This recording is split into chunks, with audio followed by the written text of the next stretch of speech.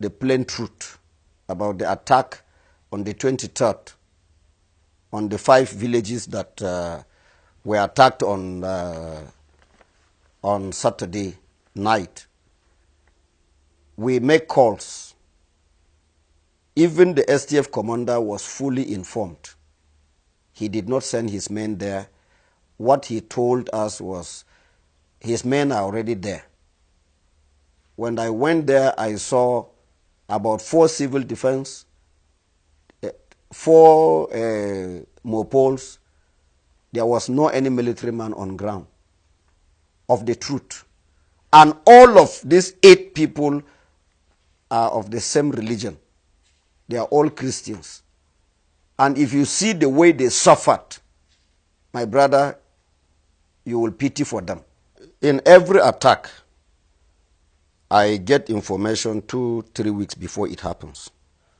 And immediately I get that, I try to alert the security personnel.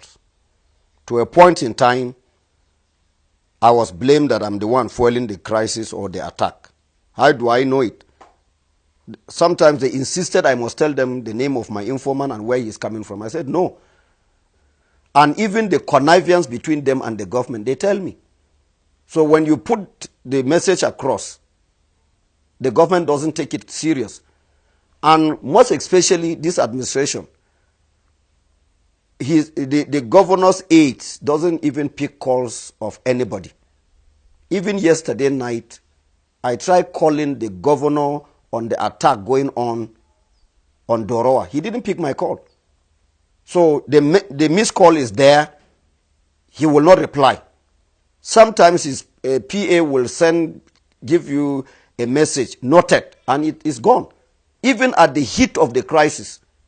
So you call the STF, their spokesman will tell you they are not aware, and it goes. And most especially, the attack is perpetrated by these military men. They aid them in carrying the attack. So we always give information before it happens. The CIB, they are everywhere and they bring information. But the most painful thing is that the people they are giving them this information are part of the attackers. And they will not even want the police commissioner to know about it. Neither. They will send it further for further investigation. They don't allow it to go. So they must remove those that are on those decks so that information will flow. So when we were on our way to go and recover these corpses, the corpses and the injured, the same STF commander, with the advice of Brigadier General M.A. Bello, told him that we should not pass through. And he was the one that called the defense headquarters, and the CDS told the STF commander, Major General Anthony, that he should not allow anybody to go and carry any corpse. He did. He delayed us for 2.5 hours. The police that was given to us to assist us with about 13 operational vehicles, that's Hilux, he couldn't allow us to pass. It's security versus security. So they had to turn back and go back to their base in Barikin Ladi. So from there, I insisted I must go because I can't allow my people to just die like that without any burial. So I forced myself in with some few people with me, and we entered. Immediately we approaching the villages, we started seeing the Fulanis grazing on the farm that is already being wheat and then planted. They were grazing on the farmland. We have the videotapes and everything. Then about 5 or 3 meters away, we started seeing some decomposed corpses in the bush along the roads. That was when we started piling these dead bodies. And finally, in Ngar village, we recovered about 78 dead bodies, apart from the missing one. Our Reverend Vincent Bukar, was recovered on the 25th of June 2018. And then in Ganarop, we recovered 33 dead bodies. In Ruku, we recovered 38 dead bodies. Gindi Akwati, we recovered 40 dead bodies. In Barik in Ladi, we recovered 2 dead bodies. In Kaikai, we recovered 9 dead bodies. In Shonong, Iriam local government, we recovered 9 dead bodies. And in Nyer, we recovered 86 dead bodies. And all these villages, we have the names of those that were killed, even children of 2 months, 4 months, and 1 year were macheted. What kind of a human being is that? So some of them were supposed to survive because they didn't give them any helping hand to take them to any hospital or any clinic around. They died. That is from the information I got from the Hausa Fulani community there. So for that, the military, the STF completely, they did not give any helping hand to anybody. I'm saying this, I can defend this in any court of law. Well, the state governor, his lapses. So he doesn't care about what is happening to us. He is always in Abuja. He is always with the president. So we don't have a governor on the plateau. I'm saying this without any mixing of words. My name is Jerry Datim.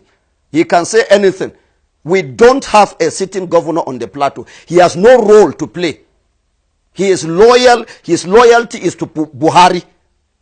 So we don't have a governor. I'm saying this without any contradiction. Presently, we have lost nothing less than or more than 87 villages to the Fulanis completely. No indigene, no landowner is living in those places. Mind you, in part of Riam local government, the Fulanis told the landowners when they went to farm that, what brought you here? Who gave you this land? They said, it's my own. They said, my friend, will you pack and go or else we kill you here? And the old man and his wife refused to go. They killed him. The same thing in Bokos. 9 villages raided. Up till now, no indigene has gone back to that place in Darfur. And they are planning to take over Butura. Very soon they will take over. Yesterday night they have taken over Doroa. They extended to Marabang Kantoma and then Jakatai. So if really the federal government wants peace, for us to live in peace, they should ask these Fulanis to vacate those villages that has been taken over by them with immediate effect. If they really want us to live in peace, they should ask the Fulani to vacate all these places that they have occupied, that it has become their territory. We have one traditional ruler who is taking care of us, who is our voice, is Aku Uka of Ukari. But the rest, we don't have traditional rulers. I will say this without any mixing of words. Reason is because they have been politicized. They go along with the government of the day. And they are all under Buhari. He gives them instruction. He paid them their salaries, and that is all. We are no longer important to any traditional ruler on the planet Earth. Those that did the killing, as I told you, the burial that took place in Gar, which I did, I officiated the burial. It was the same Fulanis and the outside community within there that helped me in digging the grave. And they know the perpetrators. They know them. They saw their guns. And nobody was arrested. But for some of our boys who were carrying cutlasses, they were arrested. So you cannot arrest a militia that is trained by federal government. You can't arrest them because they are the ones that send them. Like Maiduguri, Borno and Yobe, Adamawa, they have civilian JTF. Can you arrest civilian JTF? You can't. So they are part and parcel of the military. So you cannot touch your colleagues. But the soldiers can arrest, they can harass police, but they cannot harass the Fulanis. Everybody knows that the military are part of the problem.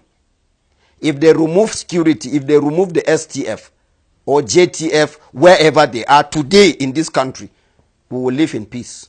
Some of the security agencies, they were the ones that reliably informed us because they loaded these things in their presence. And these uniforms are already in Plateau. And they are with the Fulanis. I will tell you that Brigadier General Bello was the one that went to distribute this uniform. He used his military hillocks to disburse these uniforms in those villages that were attacked on Saturday and Sunday, and that of yesterday night, Monday night. So General Bello is fully aware. If he can be arrested and then questioned, he will tell them where he kept the uniform and how he distributed them. Whenever they come, any commander that come here, he is coming to make his billions and go away. The Fulanis are giving them cows. I remember what do you call it? My contact with TC Ude, General TC Ude. He detained me for 5 weeks. He collected cows from the Fulanis.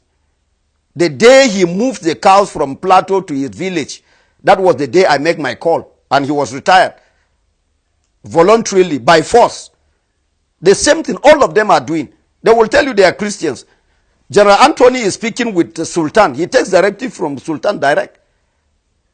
Because Bello is here on a mission. What kind of a country is that?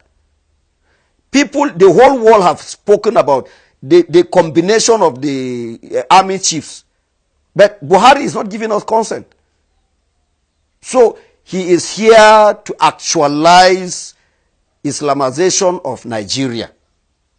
But let me tell you, whosoever is listening to me, there will be no 2019 in Nigeria. I'm not prophesying.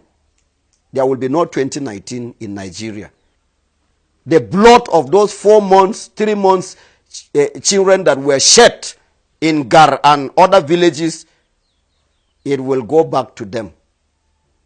All of them will pay for it dearly. Very soon, Lalong will get his own share by the special grace of God. I am not God, but God is still at work. If the God of Moses can lead the children of Israel to cross the Red Sea, we still worship that God today. We will cross the Red Sea. Lalong is counting his days. Whosoever is with him should repent and then turn over so that we can forge ahead. God bless you.